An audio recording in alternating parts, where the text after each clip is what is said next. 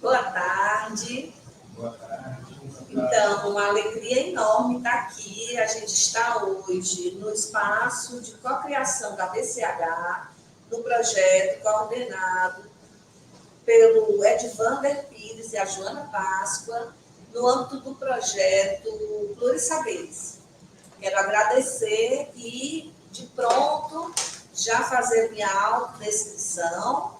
Eu sou uma mulher com mais de 50 anos, estamos no espaço da cocriação desse projeto muito bonito.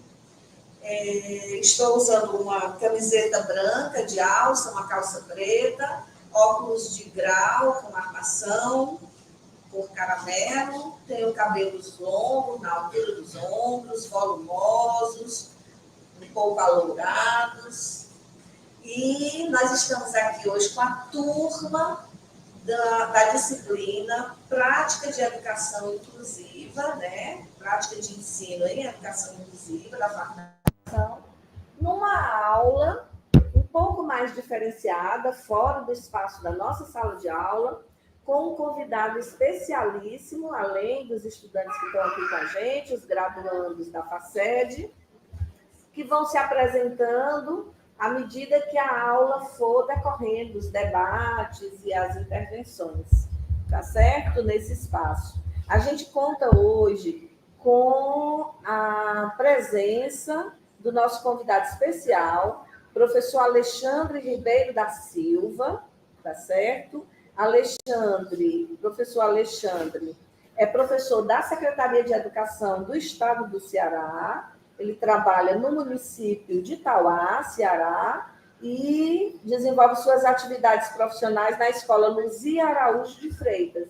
Então, a gente quer apresentar o professor, mas já de pronto agradecer sua disponibilidade, sua generosidade de vir aqui partilhar esse momento dessa condução de aula com a gente, contando suas experiências, conversar um pouco com a orientação dos nossos estudantes sobre inclusão, sobre processos de aprendizagem de estudantes com deficiência, que é o tema da nossa aula, e também sobre suas experiências pedagógicas como professor. Então, a gratidão também à disposição do professor e também à sua instituição, que é a SEDUC, e a Escola Luzia Araújo de Freitas, que é quem mais ganha com a profissionalidade que eu conheço e sei que o professor Alexandre tem. Professor Alexandre, passo para você a palavra Muito obrigada por estar aqui. Boa tarde. Boa tarde, professora Geni. Gostaria de agradecer pelo convite. Uma honra estar aqui conversando, discutindo sobre inclusão, com os alunos também da disciplina práticas pedagógicas e inclusão, do qual a professora já nomeou a presença. E eu estou aqui para discutir essa experiência que eu tenho ao longo de minha vida. Antes de mais nada, fazer minha autodescrição. Eu sou pardo, tenho cabelo castanho escuro, olhos castanhos claros, tenho aproximadamente 1,80 m, estou vestindo uma camisa gola polo azul, com zíper. Vermelha. Vermelha? Ah, perdoe, peguei errado. Vermelha, uma calça preta, né? E tênis preto. E eu tenho essa dificuldade em cores porque sou pessoa com deficiência, sou pessoa cega, me classifico como pessoa cega enquanto identidade, enquanto luta, mas eu tenho deficiência visual desde os meus 6 anos de idade. Eu tenho retinose pigmentar e, aos poucos, ao longo desses 40 anos, venho perdendo gradativamente minha visão. Mas estou aqui para a gente discutir experiências enquanto aluno, enquanto professor, e vai ser uma honra contribuir com o processo de inclusão que, com certeza, essas nossas falas vão chegar às mais diversas instituições por meio da Universidade Federal do Ceará. Tá? Como havia falado, sou pessoa com deficiência visual,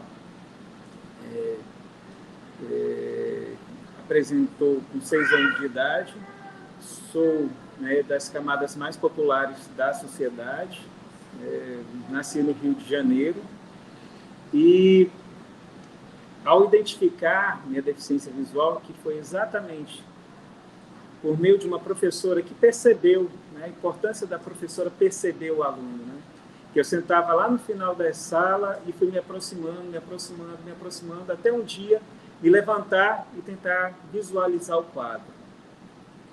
Minha mãe, com essas informações, começou em busca de esclarecimentos daquilo que eu estava tendo. Na década de 80, percorreu vários hospitais do Rio de Janeiro, durante 2 anos, sem nenhum retorno. E na última tentativa, que foi no Instituto Benjamin Constant, ela conseguiu o diagnóstico, inicialmente, de Stargardt. Foi o diagnóstico que eu recebi na época, de baixa visão. No caso, é um termo muito utilizado na educação, mas oftalmologistas chamam de visão subnormal, que limitava algumas atividades no meu dia a dia. E minha mãe lamentou bastante, no caso, vítima do capacitismo, que a gente pode falar, que inferioriza toda uma perspectiva que a pessoa com deficiência tem, de forma geral, a sociedade espera da pessoa, e começou a ter pequenas desilusões: o que eu vou fazer, como que eu vou fazer, e com esse diagnóstico, levou até a minha professora de primeira série, e ela falou para minha mãe: Geni, Tereza, eu não sei o que vou fazer, mas eu vou tentar. Se eu estou aqui hoje conversando com vocês, fazendo doutorado em geografia, mestrado em educação, com 4 especializações, com 2 graduações, foi porque essa pessoa lá atrás tentou e me deu a oportunidade de estar aqui conversando com vocês sobre inclusão. Tá? E, ao longo do meu processo de aprendizagem, eu passei por vários desafios, imposições capacitistas, podemos falar assim. Tive experiências maravilhosas, casos de ensino fantástico. Por exemplo, Aos 6 anos de idade, eu estava passando por o meu processo de alfabetização e, além de poder enxergar, eu tocava as letras. A minha professora fazia em EVA, madeira, que eu pudesse fazer as letras, cursivas, as letras bastão, corretamente. Com pouca formação, e a professora me ensinou as cores. Como foi isso, professor Alexandre? Um belo dia, nós estávamos... Inicialmente, eu tenho muita dificuldade de definir cores claras, e o branco da folha não definia muito bem o contraste, o amarelo, o verde claro, o azul.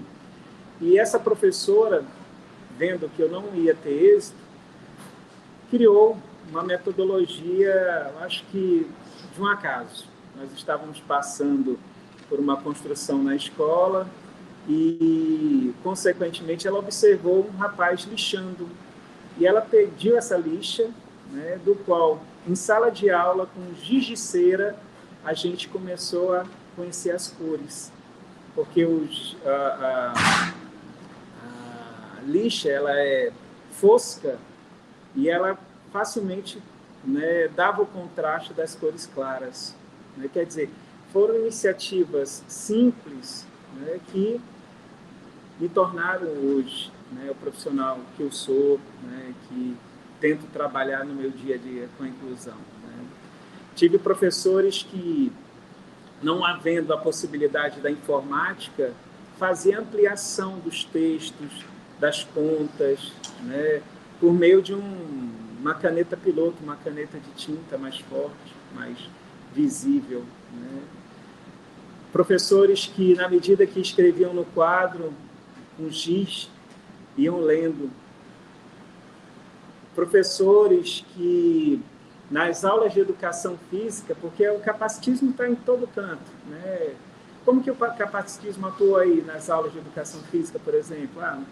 Sempre os últimos que são tirados para formar times são aqueles que têm dificuldade de atuação. Sempre, no cotidiano, eles impõem os nossos limites e barreiras. E sempre participei das aulas de educação física de forma adaptada, com alunos normais, ditos normais, o que a sociedade coloca como normais.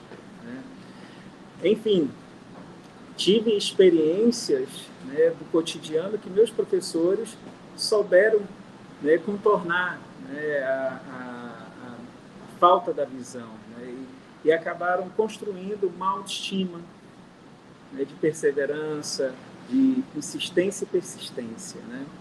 Fui acompanhado por serviços de educação especial, concomitantemente às minhas aulas, no contraturno eu frequentava uma escola chamada Helena Tipoff.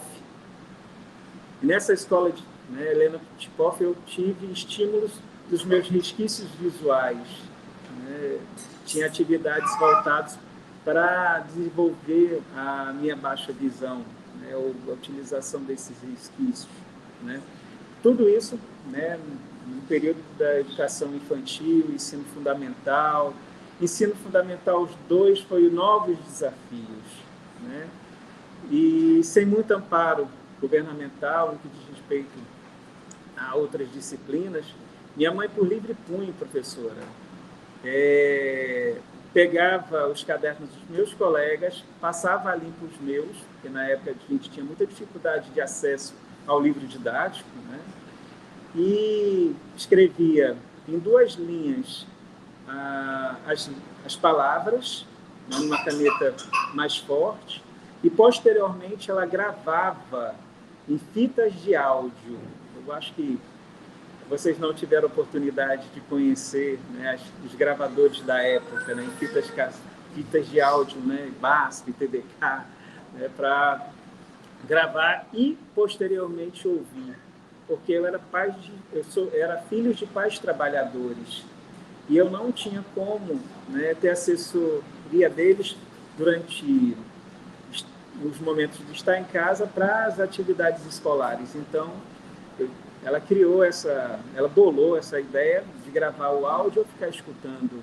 Enfim, também tive, né, um processo, né, de aprendizagem de sabores, né, ser excluído, né, as atividades em grupo, né, eu ficava sempre num determinado grupo, né, porque muitas vezes eu não poderia me reunir com outros colegas nas suas residências, que eu tinha dificuldade de locomover, né, enfim, tive algumas limitações, mas o prazer, né, da aprendizagem eu tive que superou essas situações. No período da adolescência, a gente acaba também sendo barreirado, né, pelo capacitismo, né, especialmente com as relações afetivas, né? Poucos colegas me chamavam para passear ou ir para uma festa, né? Enfim, não foi fácil, mas com estudo, com educação, eu consegui superar muitas dificuldades, muitas barreiras que o capacitismo me impôs. E se eu estou aqui hoje, professora e alunos, é graças a uma fala de uma professora na primeira série. Tereza, eu não sei o que eu vou fazer, mas eu vou tentar. E de lá para cá, né, venho, né, tendo oportunidades inclusivas, como esta de estar aqui com vocês, discutindo, debatendo, né, esses assuntos ligados à inclusão educacional, né? Na faculdade, fiz faculdade de geografia, né, que meus colegas foram muito companheiros, mestrado, né, nem a faculdade, nem o mestrado eu tive cotas para pessoa com deficiência. Eu entrei por livre concorrência. O que tive mais tardar foi um ledor da prova, foi aquela pessoa que leu para mim, né, as questões e transcreveu para o gabarito. E a gente vai, como ponta de lança, abrindo caminho para outros terem acesso, né, terem condições de estar numa universidade, né, estar participando, né, de forma ativa e participativa, no processo, né, de cidadania. Tá? Enfim, esse foi um pequeno resumo da minha história.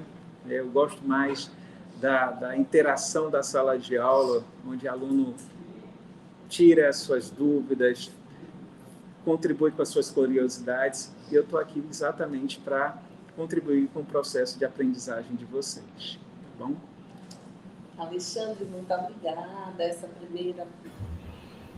Essa primeira porção, muito obrigada por essa primeira parte, essa primeira porção da gravação, dessa sua vida pessoal, escolar. Muito obrigada por compartilhar com a gente suas memórias, seus registros, né? Seus grifos dessa sua experiência educacional aqui entre nós que estamos em formação para sermos professores e professoras, falando aqui do ponto de vista das estudantes e dos estudantes que aqui estão. E a gente, né, nós somos um grupo curioso cada vez mais de como vamos ensinar todas as crianças. Nós não temos... o que nos move não é só como eu ensino a uma criança autista, como eu ensino a uma criança com baixa visão. Não, é como eu ensino a todas as crianças. Nessas todas as crianças com as suas condições. Mas a gente também está interessado em pensar, e aí hoje você traz algumas experiências a partir da criança com baixa visão ou da criança cega. E aí o grupo aqui quer te fazer algumas perguntas também a partir da curiosidade inicial que a sua fala desperta. Mais adiante, já construindo aqui um roteiro para a nossa conversa, eu vou também te perguntar um pouco sobre esse estudante na universidade, no mestrado e doutorado, e sobre, a partir também de uma lógica que eu te conheço muito, de uma perspectiva que eu te conheço muito, que é uma admiração que eu tenho com o seu trabalho, suas práticas criativas, significativas. Você é um professor que tem essa marca de produzir práticas pedagógicas para os seus estudantes, sua turma, também do ponto de vista muito significativo, muito contextualizado. Então, eu queria que você falasse um pouco sobre essa marca já, mas, a princípio, agora a gente vai te fazer algumas perguntas sobre os próximos estudantes que cada um aqui vai ter em sua sala. a partir da fala, dessa sua fala inicial, sobre essa criança e esse jovem estudante que você foi, tá bom? E eu elenquei aqui algumas práticas que sua professora e seus professores fizeram com você aqui, dessas que você citou. Mas eu gostaria que as pessoas aqui, que os estudantes perguntassem a você, né, as suas curiosidades a partir dessa sua fala inicial. Sim. Quem gostaria primeiro? Assim, foi Marciano aqui falando. Estou à sua frente, né? Sim. Faço minha autodescrição? Sim. Eu sou um rapaz moreno, né? Negro, cabelo bem curto, estou com uma camisa preta e misturada entre cinza e verde, calça preta e uma sapatilha azul. E uso óculos, né? Alexandre, é um prazer, né, de ouvir aqui a sua história e nos engrandece muito saber que você venceu, né, apesar de todas as disparidades que podia ter, que a sociedade tenta impor, né? Mas a gente agradece pelo depoimento. Aqui a gente fez uma leitura, né, professora do livro de sua autoria, né, junto com Rita Vieira de Figueiredo, Inclusão, o Olhar que Ensina. E citando uma parte do texto, aqui que dizia assim, na página 92, né, outra dimensão das fragilidades no ato de planejar das professoras estava situada na existência de uma organização do trabalho pedagógico, no sentido de atender aos diferentes níveis, ritmos ou características dos estudantes, incluindo aqueles com deficiência. No início da pesquisa, questões como o reconhecimento das diferenças existentes na sala de aula e dificuldades no ato de ensinar não eram mencionadas ou tomadas como realidade. Então, baseado nisso, eu queria saber de você, né? Assim, a fala da professora, no seu depoimento que você falou, né? Foi muito significativa nessa questão. Então, assim, a importância da fala da professora, como você disse, mas, assim, em relação aos outros professores, assim, você sentiu muitas vezes essa fragilidade no planejamento, no que era apresentado para você em sala de aula, e como professor, né, o que é que você tem pensado para modificar essa realidade? Sim.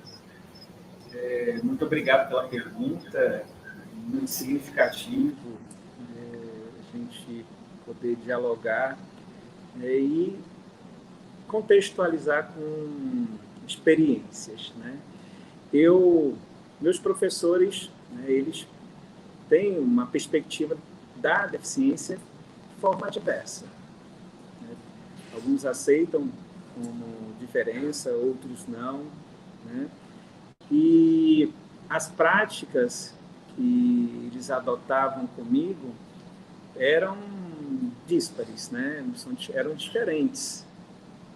Por exemplo, eu tive professores de educação física, por exemplo, que era altamente acessível, tocava no meu corpo, ensinava os movimentos e atividades, né, tocando o meu corpo espontaneamente.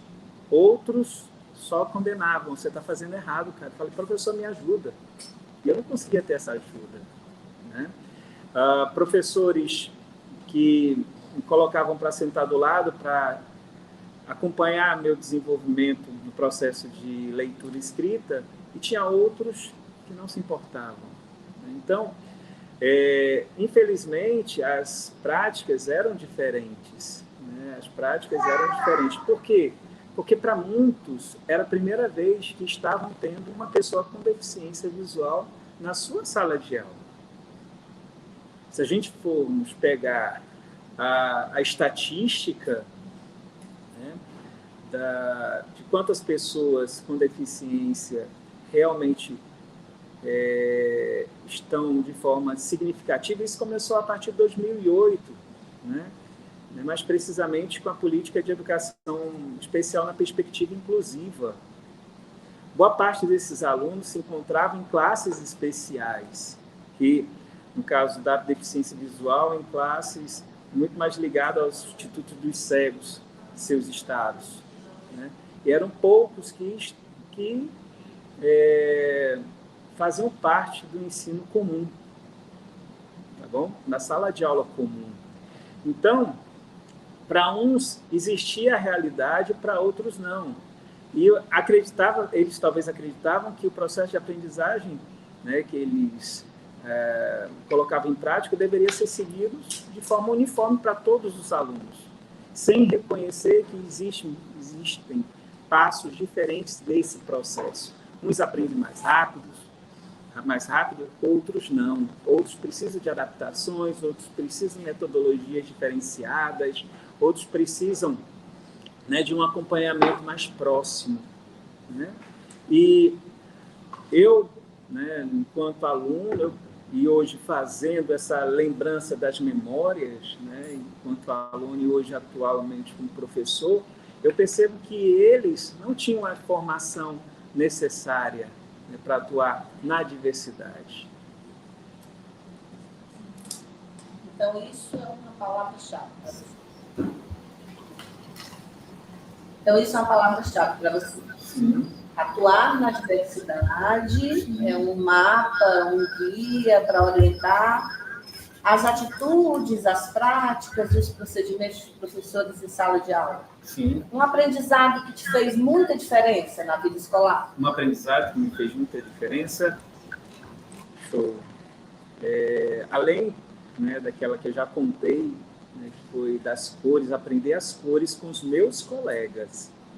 Todos com uma folha de lixa, das mais finas, acho que é 120, e desenhando o sol de amarelo, que eu não conseguia perceber o amarelo contrastando com o branco, o céu azulzinho na folha, eu não conseguia perceber, né? Outras práticas, vivências de aula de campo, né? Sentir na prática aquilo que o professor estava discutindo na sala de aula, né? Visita a museus, visita a determinados lugares. Isso foi muito significativo, né? O próprio aprendizado das letras, né? A professora me entregava uma letra construída, eu acho que era de madeira, e ela pedia para que eu reproduzisse, né, com massa de modelar. E não era só eu, eram meus colegas. Né? Quer dizer, foi muito significativo. Tá? A matemática, né, eu aprendendo a matemática com os materiais ampliados, ao mesmo tempo que meus outros colegas. Quer dizer, são práticas que acabam contextualizando a realidade de todos. Hoje nós discutimos aí a DUA, né, Desenho Universal da Aprendizagem, mas alguns professores já praticavam isso sem ter essa definição acadêmica, ou sem ter essa definição teórica, né? Mas é a marca, né, daqueles que conseguem ter olhar para a diversidade,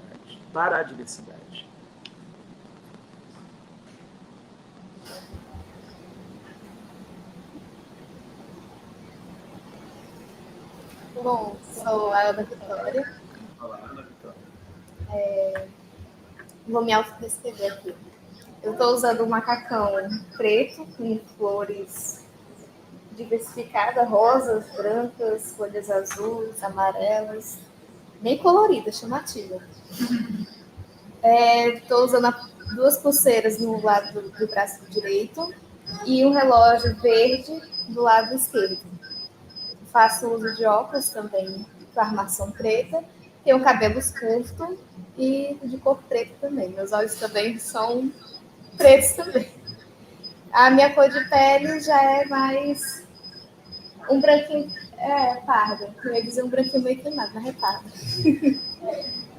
E eu sou uma pessoa com deficiência visual, só que não total, eu sou monocular. Eu só enxergo do meu olho esquerdo. A direita eu perdi a visão totalmente, percepção de luz também. Aí a minha pergunta era, como estou seguindo essa área da pedagogia e futuramente ser uma professora, e ser um professor, eu queria saber quais foram os seus desafios como professor, tanto com a gestão, quanto com outros colegas de trabalho e o ensino dos alunos.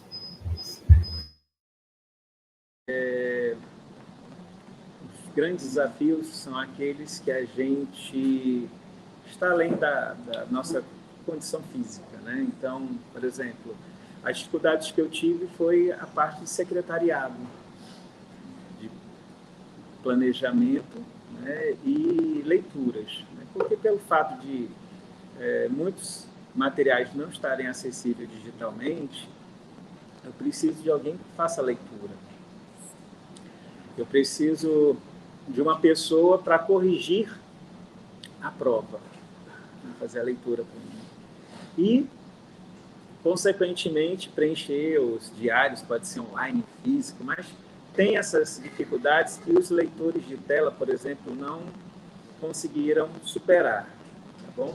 Então, tendo esse obstáculo, temos que criar formas, né, de ascensão, de superar.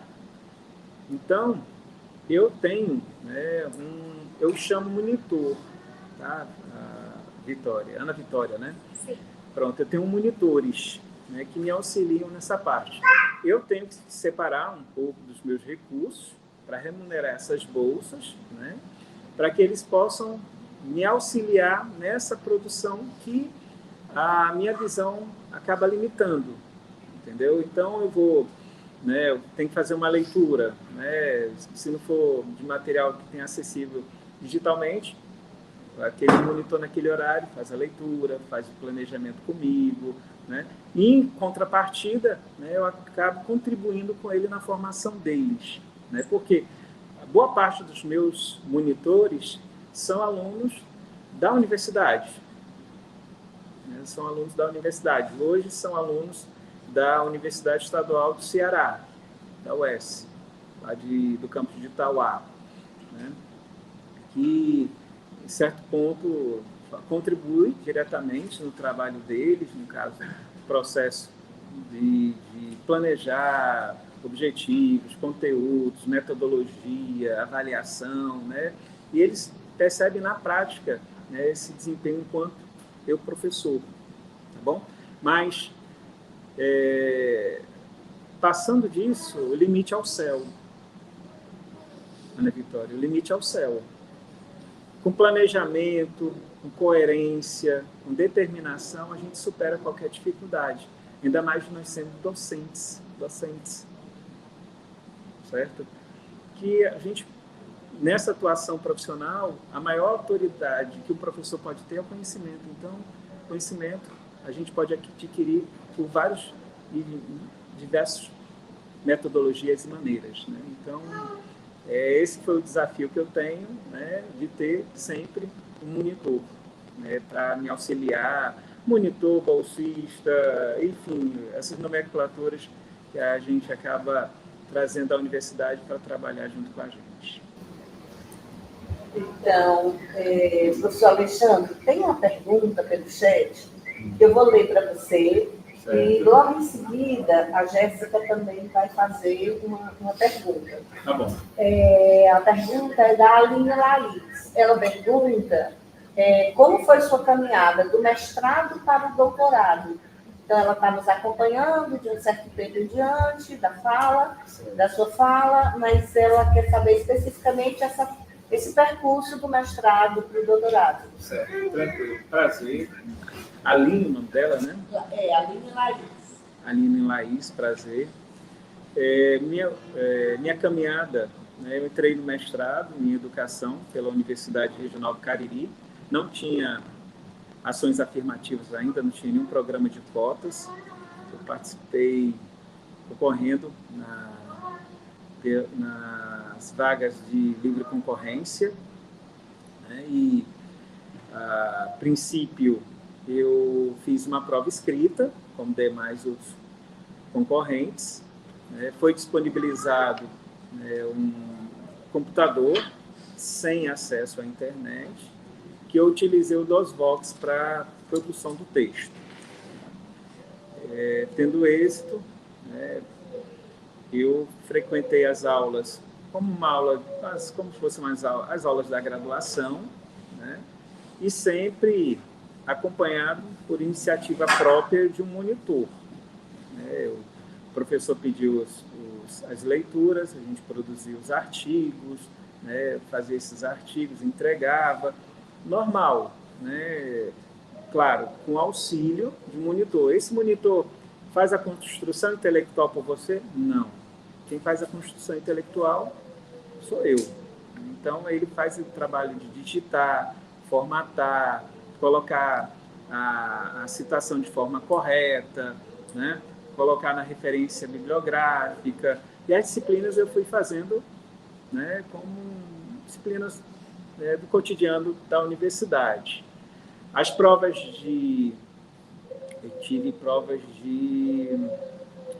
Deus do céu, de língua estrangeira, né? Eu fiz na própria universidade, onde eu escolhi para um professor fazer a leitura do texto, e eu fiz a tradução oral desse material, respondi as questões que ele solicitou, né? E tive aprovação. A qualificação, né, como qualquer outro aluno, fui avaliado da mesma forma, com o mesmo rigor acadêmico. Tá? Minha dissertação, minha pesquisa passou pelo Conselho de Ética da universidade, da mesma caminhada. Tá? Defendi a minha dissertação, que se chamou As Contribuições das Instalações, das instalações geográficas no ensino da geografia para alunos com deficiência visual. Pronto. Eu trabalhei, né, enfim, eu posso dizer como eu desenvolvo hoje no doutorado, na graduação, claro, com rigor mais acadêmico, muito mais exigente, né? E no doutorado, passei por um processo de seleção, estava passando por 2 processos de seleção. Eu posso dizer que eu passei nos 2, né? Não passei em um porque era apenas uma vaga, né, que foi na Universidade Federal do Ceará, mas eu passei na Universidade Federal da Paraíba, né, com o mesmo desempenho. E as disciplinas, eu cumpri a carga horária fazendo as leituras, né, necessárias, fazendo os artigos necessários, os trabalhos que os professores solicitavam, né, com sempre o auxílio de monitor. Já na UFPB, lá eu contei com auxílio, né, tanto no UFPB, eu estou sendo até... na UCA tem o NUARC, que é o Núcleo de Acessibilidade, eu recebi algum apoio de alguns materiais digitados, em formato digital, mas na UFPB eu recebi um apoio de uma monitora que fazia comigo esse trabalho de pesquisa. Lá eles têm um programa chamado Aluno Apoiador, que é para alunos da graduação, onde o aluno deficiente, ele estuda pela manhã, por exemplo, e recebe o apoio de um aluno que tem a disponibilidade pela manhã, também na parte acadêmica, ter que fazer um percurso dentro da universidade, ele fica totalmente à disposição desse aluno com deficiência naquele horário acadêmico que ele tem que cursar. Eu tive esse aluno apoiador na pós-graduação, por sinal, a primeira iniciativa de alunos apoiadores na pós-graduação foi com a minha presença e a presença de uma outra aluna no mestrado, acho que foi de biblioteconomia, né, e eles disponibilizaram. Depois, né, da qualificação, eu estou estudando e escrevendo a minha tese com auxílio do meu monitor, que faz a leitura e a gente escreve juntos. Jéssica. Obrigada, professora Lígia. Boa tarde, Alexandre. Boa tarde, Jéssica. Eu sou a Jéssica, e trabalho até tirar a foto do seu lado, a gente já me cumprimentou. Eu sou uma mulher baixa, tenho cabelo preto curto, agora está em rabo de cavalo. Estou vestindo uma blusa preta. Voltando àquilo que a gente tinha comentado sobre a questão de que a gente, né, está cada vez mais tentando assim, pensar estratégias e formas de conseguir ensinar todos os alunos, né? E eu gostaria de saber se o senhor, como professor, poderia compartilhar com a gente algumas estratégias que o senhor ótimo, tranquilo. Eu sou professor, né, de geografia. Tá? Eu sou professor de geografia da educação básica. E também tenho ministro outras disciplinas, né, na graduação. Né? Eu sou professor também do PAFOR, isso aqui da Universidade Regional do Cariri. Mas falando um pouquinho aqui da minha atuação na EJA, né? O ensino médio, né, de forma em geral. Eu, como professor de geografia, eu tenho como principal objeto de estudo o espaço geográfico. Então, eu tento ao máximo contextualizar as minhas aulas, né, com atividades de campo, né, atividades que eu possa ir no local, né, fazendo percursos no bairro, né, na cidade, e já tive aulas de campo para fora do município, onde eu dou aula. Né? Tento trabalhar com a espontaneidade, né, a habilidade de cada um dos alunos. Por exemplo, eu já tive alunos que têm dificuldade de fazer uma prova, né, mas ele pode apresentar um seminário, uma atividade expositiva, né? Tem alunos que têm dificuldade de se expressar, mas são muito bons em atividades que requer uma boa psicomotricidade, fazer maquetes, né? Tem outros alunos que são muito bons na música, né? Trabalhar com música, né? Algumas músicas eu trabalho nas minhas aulas para que o aluno possa compreender determinados conteúdos, né? Por exemplo, processo de ocupação e produção de espaço geográfico brasileiro. Eu gosto de trabalhar uma música do Renato Russo, né? Legião Urbana, Índios, eu acho muito significativo, né? Processo de globalização, Parabólica Camará, enfim, de Gilberto Gil. Enfim, enquanto professor, eu gosto, né, de perceber primeiramente os alunos, como as suas afinidades, seus pontos positivos, o que eles se identificam mais. Não perceber as dificuldades, né? Não. Primeiro vamos trabalhar com as suas potencialidades, o que eles preferem trabalhar, né? E tornar a aula mais dinâmica, né? Diferenciada, porque um bom processo de aprendizagem significativo, é aquele que o aluno participa, né? Ele se envolve, ele tem o interesse de participar junto com o professor. Então, eu percebo, né, dentro das minhas práticas, todas aquelas que eu envolvo a participação direta no meu fazer pedagógico, o aluno, eu tenho aprendizagens de sucesso. Muito obrigada. Alexandre, enquanto mais alguém se organiza para mais alguma pergunta, eu gostaria, depois que você, na sua fala, explicasse um pouquinho melhor sobre instalações. Porque eu sei do que mas pode ser que alguns que estão aqui, ou quem mais nos ouve seguidamente, não entendam o que é uma prática pedagógica em que você organiza trabalhos com instalações. Tá? Essa é uma pergunta. A outra é que você diga para a gente, nós vamos atuar com crianças, jovens também, né? Mas pode ser adultos, está também na competência do pedagogo, adultos, no campo da EJA, da Educação de Jovens e Adultos. Mas, prioritariamente, trabalhamos a pedagogia com a infância, tá?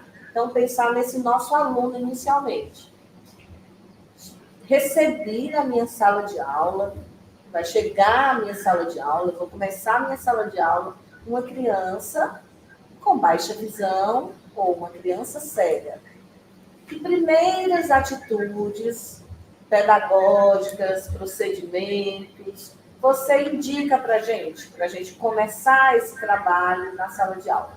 Então, começa por essa pergunta, depois vai para as instalações, tá bom? Certo. Ok.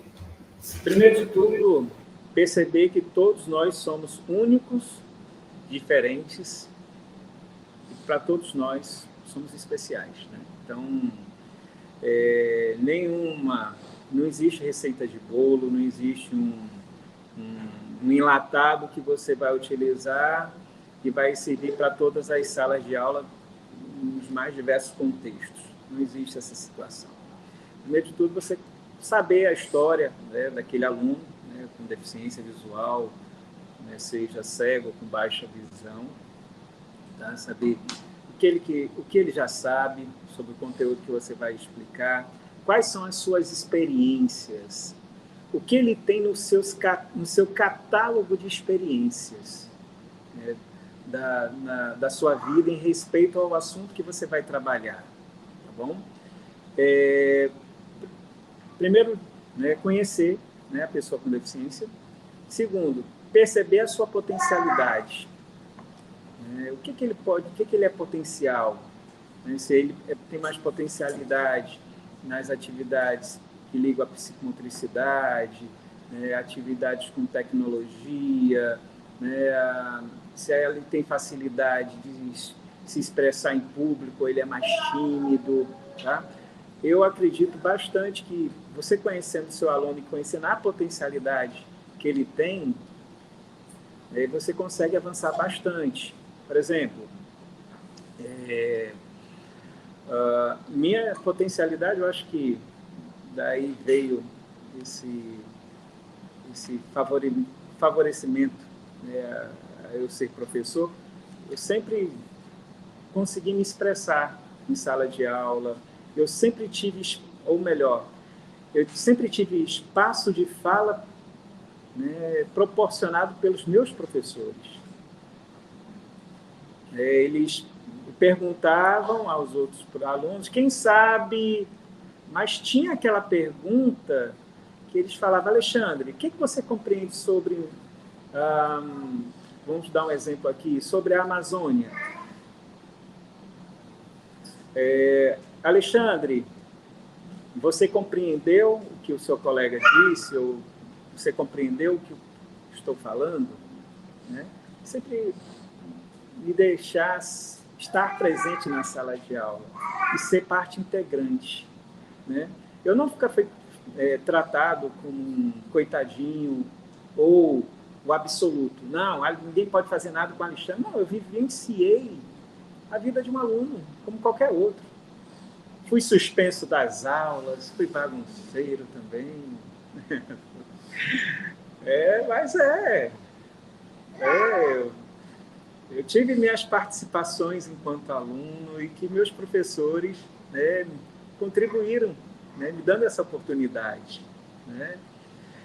Enfim, enquanto eu, professor, nas minhas práticas, conhecer o que aquele aluno já sabe, né, trazê-lo a estar próximo, fazer com que ele seja também importante na sala de aula, né?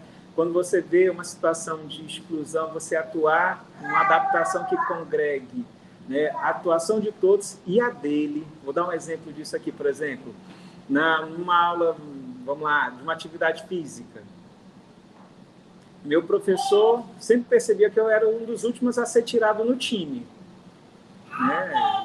Sempre os melhores são chamados para jogar, para cada um dos seus grupos, né, primeiramente.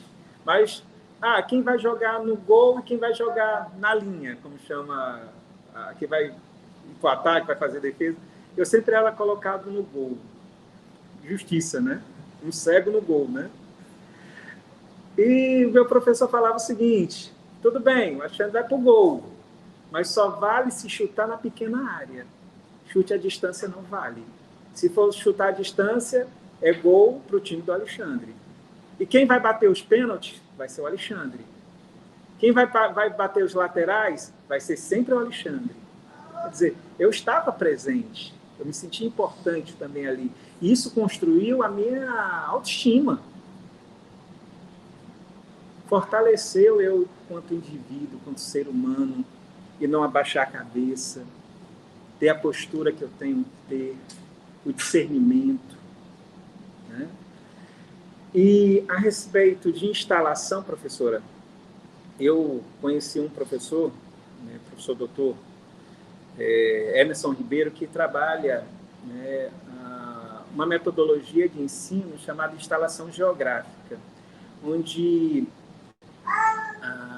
o processo de avaliação se dá por signos e símbolos materializados de um dado conteúdo pesquisado. Professor, né, vamos estudar, por exemplo, os domínios morfoclimáticos, né, são as paisagens naturais do Brasil. Que é isso? Amazônia, Cerrado, Caatinga. Pronto, eu divido a turma em grupo ou de forma individual. A pessoa, o aluno, faz um texto e, a partir desse texto, a gente elege palavras geradoras, as palavras principais. E a gente vai materializar em signos e símbolos essas palavras. Por exemplo, seca. Ah, professor, algo criativo. Seca, falta d'água. O que a gente pode materializar isso? Ah, professor, uma cabaça vazia. Pronto. Show. O principal bacia hidrográfica do Nordeste. Ah, o Rio São Francisco. Como que vamos materializar um Rio São Francisco? Ah, por meio de uma imagem de um santo, São Francisco. Quais são as principais atividades que se destaca, né, na Caatinga? Ah, professor, a gente lembra muito das vaquejadas, da pecuária extensiva. Pronto, vamos simbolizar com o quê? O aluno pensa, vou dar uma sugestão, ferro de macagado. Pronto. A gente elegeu signos que materializaram a aprendizado daquele aluno naquele momento por meio de uma pesquisa, de uma produção de texto. E, posteriormente a isso, ele vai lembrar que aquilo que ele aprendeu naquele texto se materializa, ele consegue, né, discutir, olha, esse ferro de marcagado simboliza a pecuária extensiva, né? Ele fala sobre essa pecuária extensiva. O Rio São Francisco, né, pelo santo que está ali, que a gente conseguiu materializar, né, que é importante, que a bacia hidrográfica que leva a irrigação, que leva é uma matriz energética, né, por meio de uma hidrelétrica, de Sobradinho. Ah, professor, a cabaça, eu lembro por causa da seca, porque existem períodos secos, e aquilo acaba simbolizando o sofrimento das pessoas, né, que, né, em virtude da seca, tiveram que migrar para as grandes cidades, tiveram que abandonar, né, enfim. Ele, em observar aqueles objetos posteriormente, ele consegue fazer um link daquilo que ele expôs nos signos e símbolos e aquilo que ele aprendeu na sala de aula. Eu fiz uma experiência dessa com aluno cego incluído, né? E eu pedi para ele materializar o domínio, né, a paisagem, né, do Pantanal. Né? E ele ficou numa equipe que subdividiu o trabalho, né? Ficou para ele simbolizar, né, por um signo, a diversidade. E foi uma das coisas mais fantásticas. Ele chegou com um monte de tampas, né, várias tampas de vários tamanhos, várias cores. Ele falou, professor, eu entendo que aqui eu consigo materializar o que eu aprendi sobre biodiversidade. Como? Me explique. Porque, professor, nós temos no nosso cotidiano várias tampas, vários tamanhos, várias formas, várias cores. E é assim que a gente tem que perceber a biodiversidade. Que nossa biodiversidade é rica tanto na fauna como na flora, tanto nos aspectos naturais, nas transformações que a natureza vem realizando. Enfim, eu achei aquilo fantástico. E ele fez esse feedback, entendeu? Ele me convence. Oi? Ele também me convence. Muito. Ele conseguiu. Exato, ele conseguiu com tampas. Coisa do cotidiano mais simples. Né? Ele chegou com várias tampas. Pronto, professor, eu consegui materializar meu conhecimento sobre biodiversidade nestas tampas. E ele me demonstrou no concreto. Muitas vezes a gente trabalha com concreto para chegar no abstrato. Ele utilizou o concreto para significar o abstrato. Alexandre, e esses seus artigos, quem tiver interesse em ler seus textos e essas experiências, você já tem publicados? Tenho alguns publicados, né? Tem um livro publicado, que eu vou até enviar para a senhora, tem instalações a partir da educação de jovens e adultos, do ensino médio, na universidade, né? Tem alguns trabalhos publicados, porque, assim, é uma metodologia que a gente tem que eleger em que momento, né, do planejamento global, do planejamento anual, nós vamos realizar na escola, né? Separa o conteúdo, né, e a partir daquele momento a gente trabalha com esse processo metodológico. Você vem aprimorando essa metodologia e agora refletindo sobre ela no trabalho acadêmico. Exato. Né? Na nossa disciplina da educação especial, por exemplo, a gente também tem uma metodologia, aí tem um aumento de seminários. Então, você está dizendo que é um aumento dentro das suas aulas, naquele semestre, que você lança mão dessa metodologia, né? Exato. Dentro das outras que eu trabalho, né? Dentro Por exemplo, das outras. exato. Aula de campo, né? Maquetes, né? Aula expositiva também, muitas aulas expositivas, materiais audiovisual e tem a instalação, né? Que é o sucesso. É o que eu estou discutindo no meu mestrado, né, com aluno cego incluído. Inclusive, ele hoje cursa Direito aqui na Universidade Federal do Ceará. Acho que ele está no 3º, 4º semestre. Esse aluno participou da minha pesquisa. E eu estou desenvolvendo a minha tese, demonstrando que, por meio de imagens, né, que é o grande desafio que eu tenho, que esses conceitos que são discutidos na pesquisa estão concretamente materializados nos signos e símbolos escolhidos pelos alunos. Queria dizer também que nessas próximas semanas o Instagram do Pan-Inclusão está publicando materiais produzidos pelos estudantes, tá? Ao longo dessa semana e da outra, até o final do semestre, a gente está produzindo esses materiais. E também que a gente vai disponibilizar alguns materiais, como o seu, né, no link lá do nosso Instagram. E também, quem se interessar, a gente deixa aqui também a sugestão. Nós vamos disponibilizar também os textos de Rebeca Alcântara, que trabalha com fotografia tátil também, e com audiodescrição de objetos, de artes, né, artes plásticas. Ela é formada em italiano aqui pela UFC, fez mestrado lá na UES. Quer fazer uma pergunta e a Paula também. Fique à vontade. Na próxima rodada, nós vamos pedir a cada um que selecione um trecho do livro que a gente está lendo, para que leia, assim como vocês iniciando, para que a gente possa estar deixando como reflexão também e um convite à leitura do livro que a gente está estudando. Na realidade, nós temos 3 perguntas, que a doutoranda Sueli também está aqui, professora da Universidade Faculdade Cearense, que eu só sei a sigla, mas que é professora da Rede Municipal de Fortaleza e doutoranda aqui do programa, tá certo? E está acompanhando aqui também a gente hoje. Show. Oi, Alexandre. Olá. Estou lá, conto da sala. Eu estou dando os animais, com o desenho Coragem, com covarde,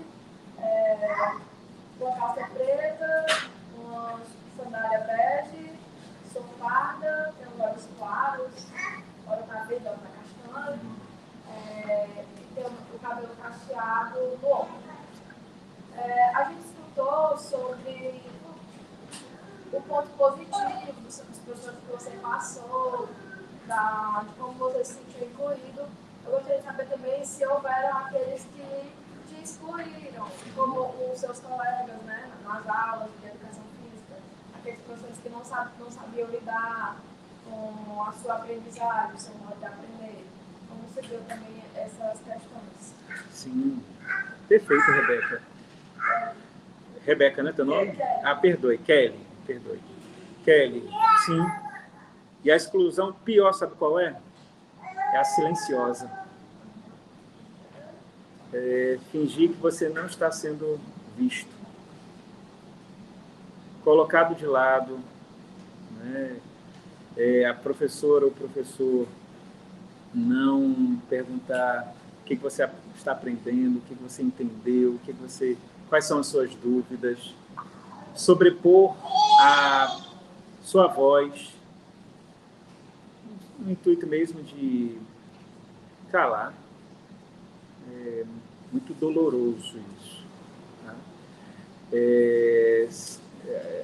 Não ser notado. Não é que a professora não conversou com você. Você percebe que ela não alterou a metodologia, ela não se aproximou, ela não te deu chance de aprender. Isso é muito forte. Isso dói bastante, não ser percebido em sala de aula. Né? Todos serem convidados e você não ser, né, de forma geral. Que a gente espera que aconteça isso fora, mas não dentro de uma sala de aula. Né? Por exemplo, na adolescência, eu encarei situações, né, complicadas. Meus colegas não me chamavam para festa, eu nunca estava no meio da turma, enfim. Né? Mas a sala de aula acaba sendo um reflexo da sociedade. Mas cabe ao professor transformar isso, mudar isso. Né? E tive experiências, né, professores de geografia mesmo, né, que o que eu entregasse estava bom, e não é assim. Se eu entregasse, traga um trabalho no cartaz, se eu entregasse xerox, só pelo fato de eu estar entregando xerox coladas, sem perguntar o que eu aprendi, e eu ganhar um 10, isso não é aprendizado. Então, essas atitudes, né, de ignorar, podemos falar assim, que é das práticas mais cruéis dentro de sala de aula, sabe? E isso acontece até os dias de hoje. Né? Até os dias de hoje acontece, porque o professor muitas vezes tem que cumprir um enlatado que vem da Secretaria Municipal, Estadual, né? Hoje a nova versão de exclusão é os laudados. Né? Ele tem um laudo? Tem, então ele está garantido a média. Mas o processo de aprendizagem dele? Uma vez eu participei de uma reunião de uma CRED que estava expondo as notas de SPAES. E o rapaz teve a infelicidade de falar assim, olha, aqui está a nota geral, todos os participantes. Mas quando a gente tirar algumas exceções, a média vai subir. Eu taquei a vaia. Eu sei que eles estavam falando das pessoas que fazem parte, né, enquanto categoria. Né? Exato. As pessoas com deficiência. Né? Então, para mim, a forma mais cruel, né, de exclusão é o silêncio que a gente acaba recebendo dentro de sala de aula. Obrigado, Kelly. Professor, boa tarde. Me chamo Paula. Sou uma pessoa parda, tenho cabelo na altura dos ombros, cabelo castanho, olhos castanhos, estou usando uma blusa pinta. No livro da professora Geni, me despertou sobre a importância de a gente variar, né, os métodos de ensino. E um dos métodos que me chamou a atenção foi o educar através de projetos, que você define um tema e une várias disciplinas, né? Trabalha com os alunos a matemática, a geografia, a biologia. Eu queria saber se o senhor já participou de algum projeto nesse estilo e como foi a experiência. Sim, quanto professor ou quanto aluno? Quanto professor. Pronto, quanto professor, sim. Sim, vários. Por exemplo, a geografia, ela, utilizando a metodologia de aula de campo, eu posso convidar, dependendo qual é o meu foco, né, outros profissionais para atuar. Por exemplo, eu fui dar aula no litoral. Eu me lembro que eu dava aula no Liceu de Sobral e tive uma aula de campo, eu fiz uma aula de campo para Jijoca de Jericoacoara. Então, eu contei com apoio de profissionais de educação física, né, eu contei com apoio, né, da professora de história, da biologia, né, da física. Eu fiz uma aula de campo para o museu. Eu contei com apoio de professores da língua portuguesa, né? E, em um dado momento histórico, eu participei de um projeto em Sobral de pessoas com deficiência. E eu levei esses alunos para visitar um museu e nós fizemos um caminho tátil dentro do Museu de Artes Sacras de Sobral, Dom José Tupinambá da Frota. E lá eu contei com o apoio de outros profissionais, né, professores, terapeutas ocupacionais, para assessorar, né, nessa atividade. Sim, acredito que o projeto é uma excelente maneira, né, metodologia de trabalho, porque a gente acaba agregando, né, outras disciplinas, outros profissionais dentro da escola, né? Por exemplo, eu dava aula, né, sobre, só um instante, era geografia da população, né? E eu trabalhava a discussão sobre taxa de natalidade. Então, eu dava a minha contribuição, mas eu chamava alguém da saúde, né, para participar da aula, né, falar como que a gente diminuiu essa taxa de natalidade ao longo da história da nossa sociedade, né, a questão dos métodos malthusianos, neomalthusianos, que confere, né, o avanço da ciência e a criação dos métodos anticoncepcionais, né? Então, acredito sim que é importante, é uma atuação interdisciplinar e acaba trazendo mais significado, porque você traz mais informações e acaba enriquecendo mais ainda a aula, né? E a gente acaba contemplando, né, lacunas de perguntas, de informações que um outro profissional pode contribuir, tá bom? E também, por exemplo, eu já tive aulas de campo que eu levei alunos com deficiência e foi maravilhoso.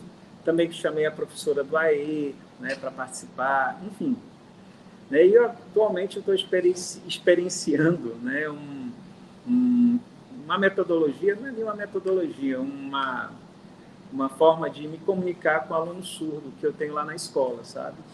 Eu sou cego, eu tenho baixíssima visão, mas enquanto categoria me identifico como cego, porque fica mais fácil o diálogo com a sociedade, né? Fica mais próximo. E eu tenho um aluno surdo. Tem a intérprete de Libras na escola. Mas eu fico com vontade de conversar com quem? Com ele. Né? Tem a Libras tátil, mas eu estou com ele ali, não vai dar tempo de aprender a Libras tátil. E tem um recurso hoje tecnológico no WhatsApp. Né? Ele é um cego já alfabetizado, ele é um surdo já alfabetizado, né? Ele está no ensino médio, e eu utilizo um recurso do WhatsApp, que é o ditado. Não sei se vocês sabem, ali quando você vai fazer um chat, né? Do lado do espaço tem um microfonezinho, que você clica, você fala, e o texto aparece digitado, né? E eu peguei o WhatsApp dele e eu me comunico diretamente com ele. Aí o retorno é ele diretamente comigo, ou se tem uma palavra que ele não compreendeu, a intérprete de Libras faz a mediação para contextualizar a palavra. E está sendo muito legal, sabe? Muito bacana essa experiência, né? Esse processo de aprendizagem, de ensino-aprendizagem entre um professor cego e um aluno surdo.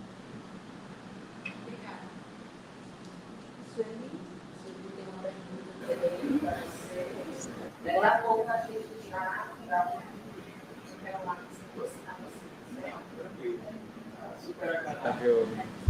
Boa tarde, professor Alexandre. Boa tarde. Meu nome é Sueli. Como a professora Geni falou, eu sou doutoranda aqui do PPGE. Sou orientando da professora Geni Cristóvão. Eu pesquiso sobre a política da educação inclusiva. Então, eu gostaria que você falasse um pouco de como as ações previstas na política, né? A política prevê diversos serviços, recursos e apoios que visam melhorar o atendimento das pessoas que têm alguma deficiência na escola. Uhum. Então, eu gostaria que você falasse um pouco desses recursos e apoios. Eles chegaram para você de alguma forma?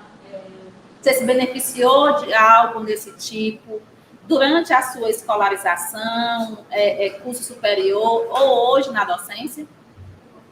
Obrigado, Sueli. Importantíssima a sua fala. Posso fazer minha autodescrição que eu acabei esquecendo? Fiquei emocionada, esqueci de fazer. Eu quero lhe dar um abraço para você. Bem, eu estou usando calça e blusa azul escuro. Eu tenho cabelo cacheado na altura do ombro. Sou parda e sou uma pessoa que... Feliz. Show. Bem, eu conheci um pouquinho da política estadual, né? Eu tive uma passagem enquanto gestor de educação especial na CRED Sobral. Eu acho que foi no período de 2007, 2008, 2010. Tá? Foi logo no período da implantação, né, da Política Nacional da Perspectiva Inclusiva. Né? Bem, pegando um pouquinho da minha história, eu terminei meu ensino médio no final da década de 90. O que nós tínhamos para a época, eu acho que era a Sala de Apoio Pedagógico Específico, né? Uma política nascida da Declaração de Salamanca, né? Do conceito de NES, Necessidades Educacionais Especiais, né? Do qual a nossa Constituição, por meio da LDB, já começa com essa tendência, né, de Salamanca. Não tive, né, nenhum acompanhamento nesse período, porque morava... Assim, quando eu cheguei no estado do Ceará, eu cheguei em 96, 93, 94, eu não alcancei nenhuma política pública voltada para as pessoas com deficiência. Tá? Minha entrada na universidade também não teve nenhuma política voltada para isso, tanto que eu contei somente com a boa-fé do coordenador da SEV, o professor Portela, na época, ainda me lembro, eu falei para ele, olha, eu sou deficiente visual e eu gostaria de ter uma pessoa para ler a prova. Ele se prontificou com boa vontade, né, de um fiscal e um ledor, mas nada estruturado. Né? Nós vamos ter, de fato, iniciativas, né, mais consistentes, especificamente no interior do estado do Ceará, né, com a Política Nacional de Educação Especial na Perspectiva Inclusiva, né, que acaba rompendo, né, várias barreiras, né, essas iniciativas chegaram, né, mais precisamente nas salas de aula, né, podemos falar, nas salas de aula, não, nas escolas, né, de forma em geral. Né, e foi um trabalho, né, que foi feito de formação, né, eu acho que em 2007, 2008, 2009, mais precisamente mais 2009, onde vários profissionais tiveram, né, formação a nível do Estado, professores da rede estadual, né, e a implantação, a partir de 2008, das salas de AEI, tá? As salas de recurso multifuncional, né, com os profissionais do AEI. Né? Inclusive, eu participei da primeira turma, né, de especialização de atendimento educacional especializado na época. No caso, essa política, né, ela surge muito à luz, né, da iniciativa do Ministério da Educação. Isso é uma verdade. Né, foi implementado no Ministério da Educação, onde as secretarias estaduais receberam, né, e contribuíram, né, porque eu acredito que de iniciativa estadual para a época foi muito pouco.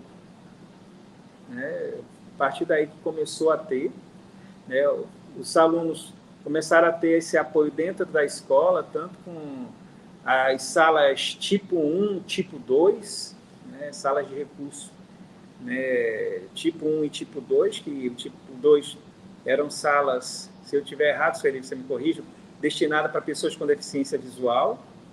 Né? Então, alunos que tinham registrados no censo, alunos com deficiência visual tinham acesso a notebooks, a impressora Braille. Isso foi um grande avanço, especialmente para o interior do estado do Ceará, porque ficava limitado ao CAP, né, o Centro de Apoio Pedagógico ao Deficiente Visual, né, aqui de Fortaleza. Acabou aproximando, né, a inclusão das pessoas com deficiência visual. E eu hoje, em Itauá, eu não sou professor do AE, eu sou professor de sala de aula comum, tá? E os avanços que a gente teve à luz das políticas realizadas pelo Ministério da Educação fizeram a grande diferença para muita gente, né? Especificamente com ações afirmativas, né? Cotas para pessoas com deficiência no ensino superior, né? Ainda é um grande desafio, né, nós melhorarmos o ensino médio para que esses alunos entrem na universidade. Eu estava dando uma olhada numa tese de uma professora lá da URCA, da professora Marla Vieira, e ela comenta que boa parte dos alunos com deficiência, especificamente deficientes visuais, ingressam mais em universidades particulares, faculdades particulares, do que universidades públicas, né? E a gente tem que diminuir isso, né? A predominância tem que ser nas universidades públicas. E eu só realmente tive alguma política voltada de acesso, né, ao ensino de forma geral com a minha entrada na UFPB. Por exemplo, eu prestei mestrado, né, não tinha nenhuma universidade, né, que tinha cotas para pessoas com deficiência. Foi com a nossa entrada que conseguimos, na seleção seguinte, colocar, né, essa cota para pessoas com deficiência de forma geral, né? E em 2021, né, eu também tentei na Universidade Federal do Ceará, mas aqui ainda não tinha um programa de cotas. Eu consegui entrar no programa de cotas, apesar que a pontuação estava significativa, né? Eu entrei de 20 vagas, eu entrei em 8º lugar, por pontuação também, mas eu me inscrevi para a cota e eu consegui ingressar lá, né, entrar lá. Então, nós precisamos mais políticas voltadas ao acesso e permanência da pessoa com deficiência na escola, né? Nós vivenciamos também situações vivemos um paradoxo, né? Nós temos um estado do Ceará que é de excelência, né, a nível nacional, né, no processo de aprendizagem, de forma geral, para os alunos, mas a gente fica com aquela interrogação: será que as pessoas com deficiência visual estão incluídas nesse processo e nessas avaliações de forma satisfatória? Né? Ou eles estão ali e estão excluídos com o termo laudado? São situações, Sueli, que a gente tem que pensar e repensar a política estadual de educação, né? Especificamente educação especial. Tá bom? Muito obrigada, Alexandre. Nesse repensar, tem muitas situações que os professores podem já realizar, né? Sim. Outras estão fora das mãos diretamente do professor, Sim. estão mais nas mãos da política educacional de uma maneira geral, da qual a gente também tem que fazer enfrentamento. Sim. Acredito muito na formação e na informação para chegar até os professores, né? Então, aqui é uma aula, a gente está num dia comum dentro da universidade, não é mais comum porque estamos com a sua presença ilustre aqui, mas acredito muito que seremos professores e professoras mais atentos. É a geração em que já se forma sob um paradigma que a gente brigou, vem há longos anos tentando construir. Acredito que hoje está mais fácil, temos mais apoio. apesar de que os desafios ainda são enormes, né? Tem uma música do Ivan Lins que é Um Novo Tempo, apesar dos perigos, né? Um trecho, eu acho essa música belíssima.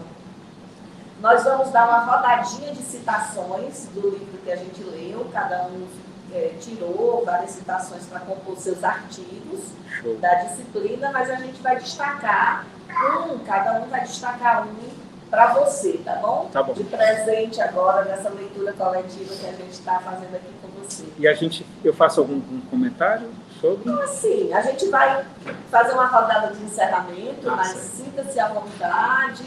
A gente pede para você fechar a nossa sala de aula de trabalho, tá certo? É a última fala, é a última palavra. E já de antemão deixo aqui o meu agradecimento, tanto a você, quanto a Led Vander, além de um profissional show, é um apoio, é uma distribuição dos seus conhecimentos, do trabalho aqui no espaço que ele coordena. Eu vou destacar para você a dedicatória que eu fiz no meu livro, tá certo? Esse livro que a gente está citando e indicando aqui, nessa aula aberta, né, comigo.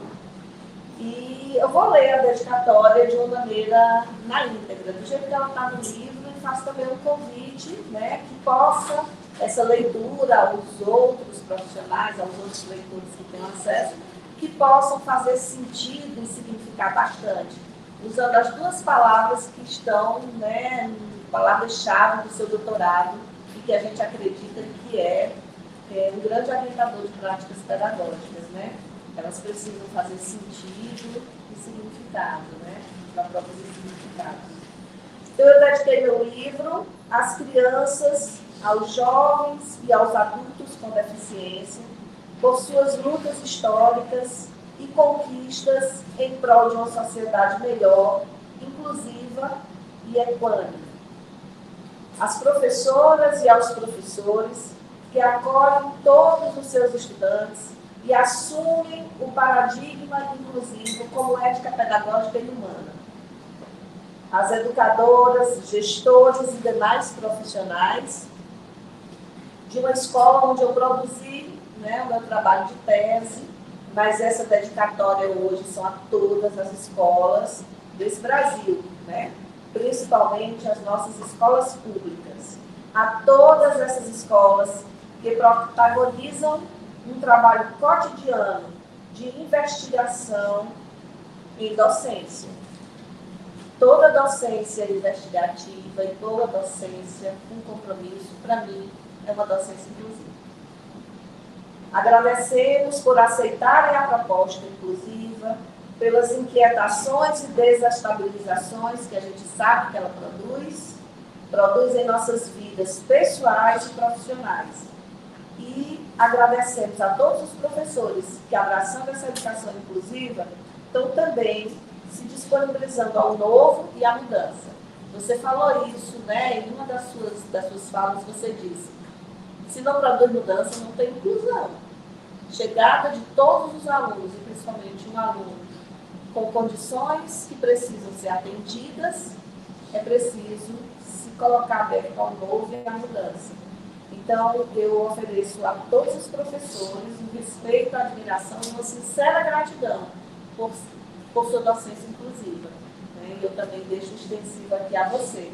Cada aluno da turma vai escolher uma citação do livro, tá bom? Para a gente encerrar esse momento de tanto aprendizado com você.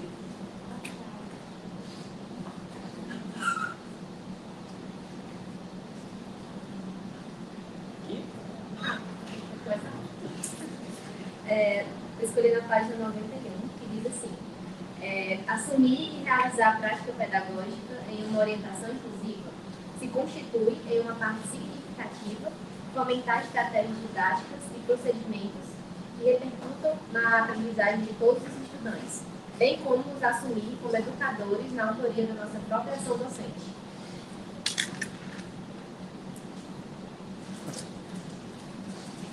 Eu vou ler a parte que eu escolhi. Cabe lembrar, todavia, que não eram apenas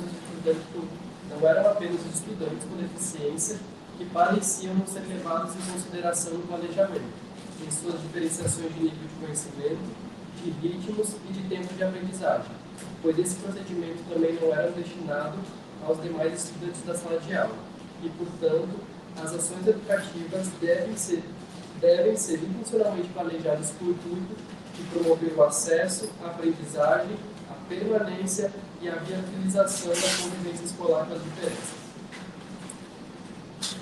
A construção de um currículo inclusivo, diversificado e transformador não é só uma questão de intenções, senão também de práticas sociais e, sobretudo, de atitudes. Página 124.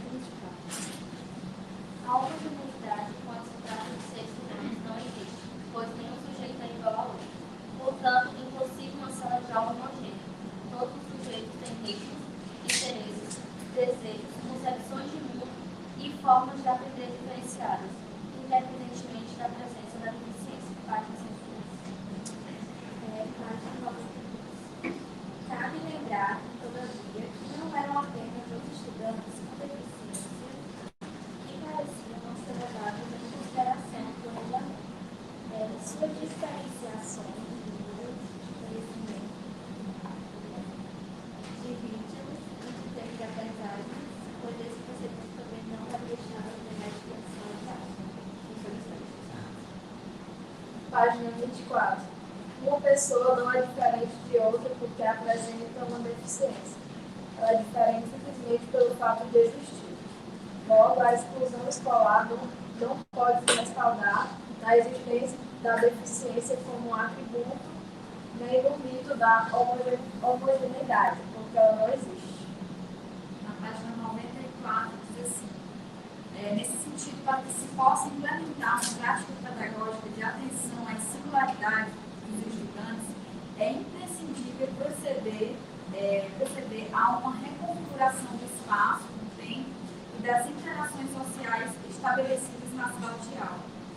Estudiosos de distintas áreas apresentam reflexões importantes sobre a organização social da sala de aula. Assim, cuidar de aspectos como a viabilização de uma rotina de diferenciadas formas de agrupamento, o estabelecimento de maiores interações entre os estudantes e professor, da organização do tempo, dos recursos didáticos e espaciais, definidos no planejamento e garantidos pela gestão escolar, poderia possibilitar uma transformação no fazer pedagógico desses professores, melhorando o processo de ensino e de aprendizagem, e, consequentemente, a qualidade da educação aplicada. Página 98, a importância da variabilidade dos métodos de ensino também é destacada por eles, quando se refere ao ensino de qualidade concebido por produção do conhecimento, descreve algumas habilidades, compromissos e competências que o docente deve contemplar para concretizar tal concepção, das quais destacam a capacidade de ter o estudante como referência, a valorização do cotidiano, motivação para o usuário, o desenvolvimento da análise sobre a síntese, a ideia de que a aprendizagem é ação, a seleção de conteúdos, as variedades de métodos e materiais de ensino, a inserção da dúvida no princípio pedagógico, a reorganização da relação teoria-prática e a inserção do plano político social. Continuando na 99. Fazer com que a variedade dos métodos seja incluída nas práticas pedagógicas das professoras, mesmo parecendo algo simples, constitui-se uma tarefa muito complexa. Primeiro, porque a ruptura dos modos de realizar as aulas requer modificações de ordem das concepções e não só de procedimentos. Segundo, nem todas as professoras de segurança desejam disponibilidade para tentar e se lançar naquilo que não dominam ainda. Isso nos mostra que a formação docente em relação à preparação para a prática pedagógica é um caminho muito delicado e complexo. Página 98. A mediação da prática pedagógica para o contexto de uma educação escolar inclusiva remete à utilização de uma variedade de métodos por parte do educador na construção do ensino-aprendizagem dos educandos. Nesse sentido, acreditamos que é na exploração da variedade dos métodos de ensino que o docente possibilita ao estudante adquirir as condições de aprender.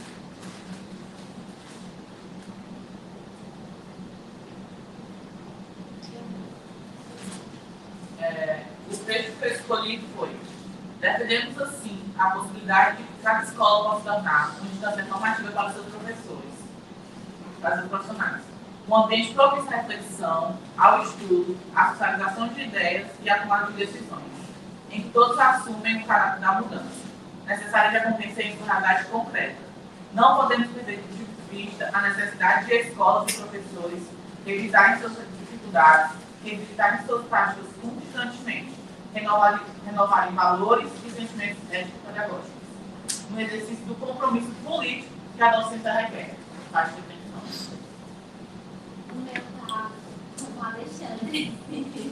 Aí, já que eu marquei na leitura, né? Que eu tô vendo aqui pelo celular da Ellen, eu lembrei que marquei essa daqui, ó. Assumir e realizar a prática pedagógica em uma orientação inclusiva se constitui em uma parte significativa, fomentar estratégias didáticas e procedimentos que repercutam na aprendizagem de todos os estudantes, bem como nos assumir como educadores na autoria da nossa própria ação docente. Eu tinha marcado uma outra que era mais significativa, mais contada, eu não vou lembrar agora. Então, essa foi a nossa aula de hoje, da disciplina de prática de educação inclusiva. Nós compartilhamos os nossos grifos dessa turma, da leitura ao livro Inclusão, o Olhar que Ensina, a construção de práticas pedagógicas de atenção às diferenças, da minha autoria, Gênio Gustosa, e da professora Rita Vieira de Figueiredo, que está disponível no repositório da UFC, aqui na BN, biblioteca nossa, no repositório. Diz a sigla. DCH, muito obrigada, está no repositório aqui, da DCH. Então, a aula de hoje foi a reflexão, né, conduzida por esse livro, que está no repositório aqui da nossa biblioteca, abrilhantada, né, pelo momento de troca, partilha de saberes, aprendizagem, né, do professor Alexandre, a quem a gente agradece de coração. Vamos encerrar aqui a nossa aula, um coraçãozinho aqui para o nosso grupo. Alexandre, nosso aplauso, nossa gratidão. Muito obrigada pela generosidade. Trazer essa tarde com você, e eu te passo a fala para você encerrar. Gostaria de agradecer, professora, pela oportunidade inclusiva de estar aqui com vocês discutindo um tema tão relevante, né, que é o processo, né, de inclusão de pessoas com deficiência, né, e dizer que o fazer pedagógico, o olhar atento do professor sempre faz a diferença. Sempre faz a diferença. E um beijo a todas, um abraço a todos, e quando precisar, estarei sempre à disposição. E eu brinco sempre no final, se caso eu passar por vocês e não falar, me perdoe porque eu não vi mesmo, viu? Muito obrigada, pessoal. Vamos encerrando aqui a aula.